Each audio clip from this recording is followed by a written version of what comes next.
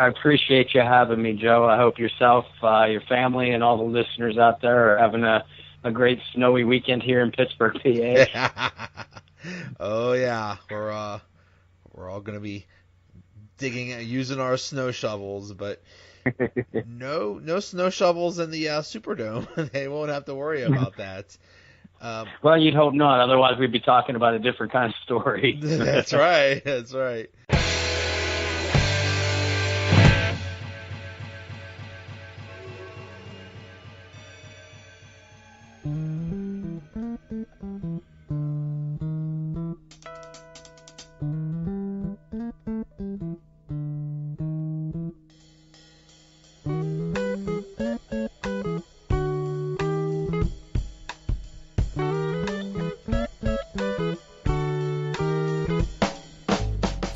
Everybody, welcome to another episode of the Donut Bag, part of the Pulse Podcast Network and the PodHub Network. In this episode, I preview the NFC Championship game with folks from each of the teams playing.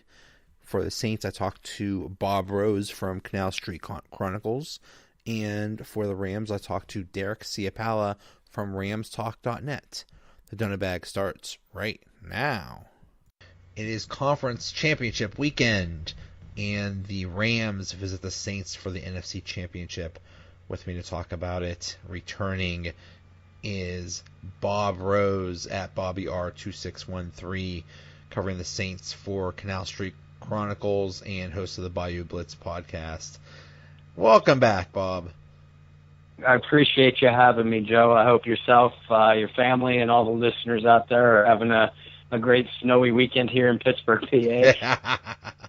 Oh yeah, we're all gonna be using our snow shovels, but no snow shovels in the Superdome. They won't have to worry about that. Well, you'd hope not. Otherwise, we'd be talking about a different kind of story. That's right. That's right. The Saints, they beat the Eagles, but that was a little closer than I thought it would be. I thought it was going to be a total domination. I kind of did too. Even though I can't say I personally overlooked the Eagles, I just thought that the Saints would be a little bit more dominant early in the game, than what they were. And hey, give Philadelphia all the credit in the world. They went down fighting like champions. They gave the Saints their best shot early, and New Orleans was really on the ropes through that first quarter. Saints need to be given a lot of credit, both the players and the coaching staff, for keeping their eye on the end game, and they really turned things around early in the second quarter, back-to-back plays, really, or almost back-to-back plays. Marshawn Lattimore had a big interception to halt a Philly drive that looked like that Philly was going to go up 21-0. And then after the Saints offense went 3 and out yet again early in the game, Sean Payton has what's a steal on his own 30-yard line with the game in hand. He calls for a fake punt, which Taysom Hill kind of bulldozed his way for a first down. And after that, the Saints really took over the game. After those first two Philadelphia drives, the Saints defense held Philadelphia to 150 total yards for the rest of the game, and Foles had less than 100 yards passing on 10 for 22 completion. So the Saints really flexed their muscle through the last three quarters. But you're right. I think that if they come out with another slow and sluggish start this weekend, it's going to be a playoff exit for the guys in New Orleans. Yeah, the Saints and Rams met in Week 9, and that was they couldn't have come out with a better start. Yeah. But that game was 45-35. Do you see it being that high scoring this time, or you think it's going to be a little bit lower?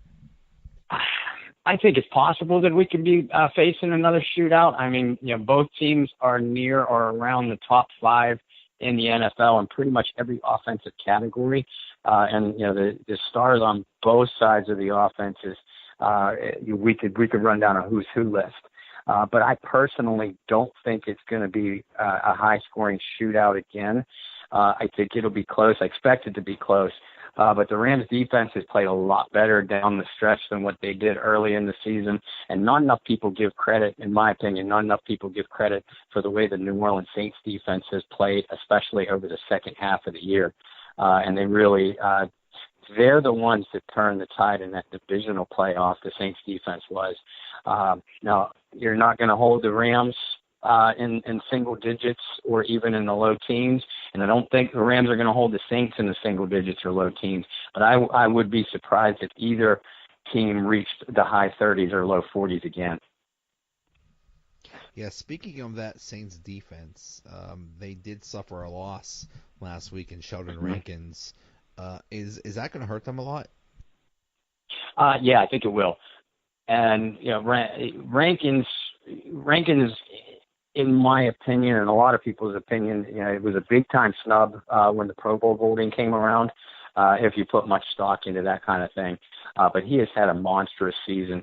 Really flashing some dominance throughout the majority of the season. Exactly what they envisioned when they drafted him in the first round of 2016. So him going down with an Achilles, and we certainly pray for his healthy and speedy recovery. But that does leave a little bit of a hole on the Saints' interior defensive line.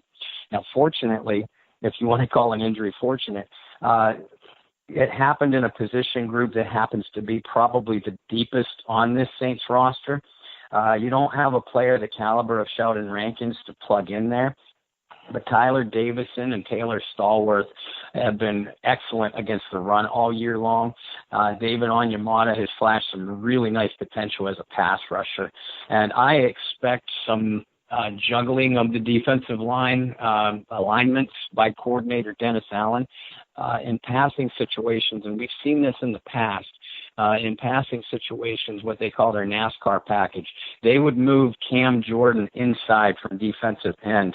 And if they do that in a third and long or passing situations against the Rams, what that would do is give Jordan and give them the look of Jordan on the inside with Marcus Davenport and Alex Okafor as their outside rushers, in addition to mixing in some exotic blitzes. So, I think you'll see the Saints run some different defensive alignments. I'm not as concerned with the pass rush, though, because of the reason that I just said. My bigger concern is now that they have a little bit thinner rotation inside with Rankins being out and a player of his caliber, Davison and Stallworth are really going to have to hold up inside against that Rams running game. And we saw what they did last week against a very stout Dallas defense. Yeah. And on the offensive side, in the first matchup, Michael Thomas just went nuts. He had 211 yards and a touchdown. But it's a different Rams team. They're I don't think Aqib Talib played in that first game. How do you think the offense is going to do against this Rams defense? I like the matchups on the outside at the skill positions in the Saints' favor. Thomas has played against some outstanding defensive backs this year, and not many have been able to contain him. And you're right, the first time these teams played, Aqib Talib did not play for the Rams. But you look on the Saints side, Ted Ginn didn't play for the Saints either. So that's something that's a player that the Rams secondary is going to have to account for. Rams coordinator Wade Phillips is an excellent game planner, and Lord knows he's been around the block a time or two and in this exact position. So I expect some different coverage packages. I would be surprised if they tried to match Thomas up in straight up man coverage with either Talib or Peters. It's going to happen from time to time, and it'll be Breeze's job to pick out those moments. So I still expect Thomas is going to have a big game. The bigger challenge for the Saints will be how they're going to contain that inside pass rush that the Rams bring to the table with Ndamukong Suh and Aaron Donald, and then you add Dante Fowler as their edge rusher on the outside. If the Saints can hold up front, that's going to give their receivers, it's going to give Ginn time to break free downfield, and it's going to give Thomas an opportunity to work through what I expect is Wade Phillips is going to probably put some junk in the middle of the field. So Thomas is going to have to really work to get open and work for his receptions, which of course is going to take time to do so. So they need to give Breeze time up front.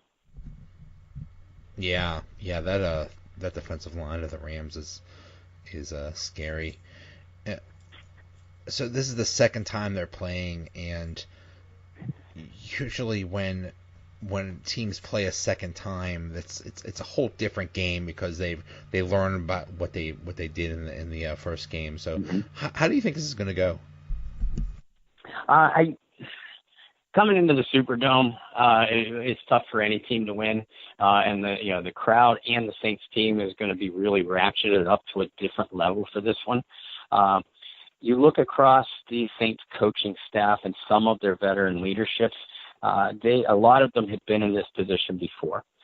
We've talked about many times how much more the intensity raises once you get to the playoffs, but each round through the playoffs, that intensity raises higher.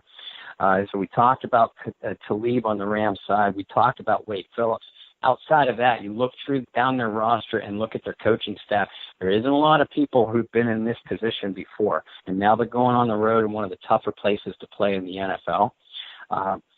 You're right. The two teams have had a chance to game plan against each other. That's actually one of the reasons why I expect it to be a little bit lower scoring game. But both these coaches, Sean McVay and Sean Payton, they're working extra hours, I guarantee you, to try to unveil something offensively that the other guy has not seen. So that's going to be a fun chess match to watch all day. I think the Saints, are going to rely on their running backs. Alvin Kamara, who has eaten the Rams alive in two previous meetings, and Mark Ingram is due for a big game too. I think they're going to use some screen passes to offset that Rams pass rush, and hopefully loosen up some running room for them as well. I think I like the Saints defense a lot better than I do the Rams defense. And again, with what they've done down the stretch, when you take a good look at the numbers, I mean, they get a lot of criticism for giving up a lot of yards in the pass game, but they really shore up next to the goal line and they make big plays. And I think that's going to be the difference in the game.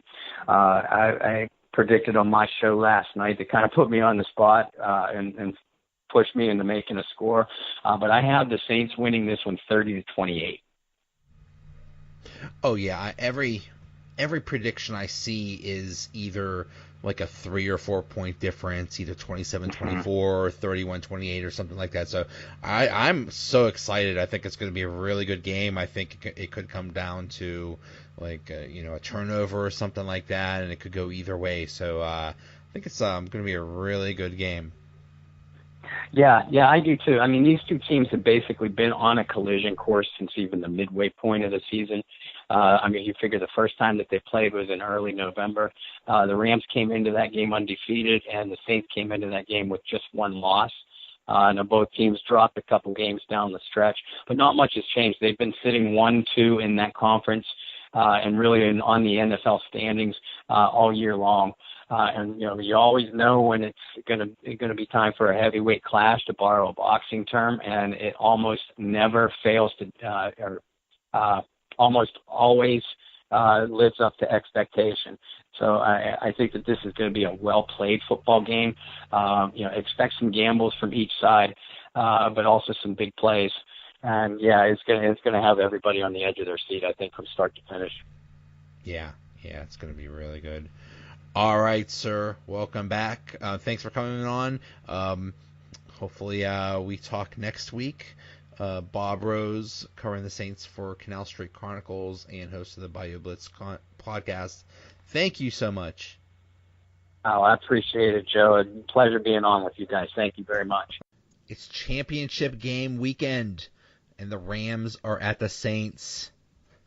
With me to talk about it on the Rams side is Derek Ciapala from RamsTalk.net.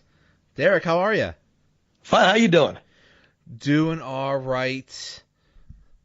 My team, the Steelers, didn't even make the playoffs, so I'm very envious of the Rams. The Rams were actually my Super Bowl pick, so it was you had them to play the Steelers, right? Of course, yeah. So Yeah, what happened there, man? I got to ask, what happened there? Oh man,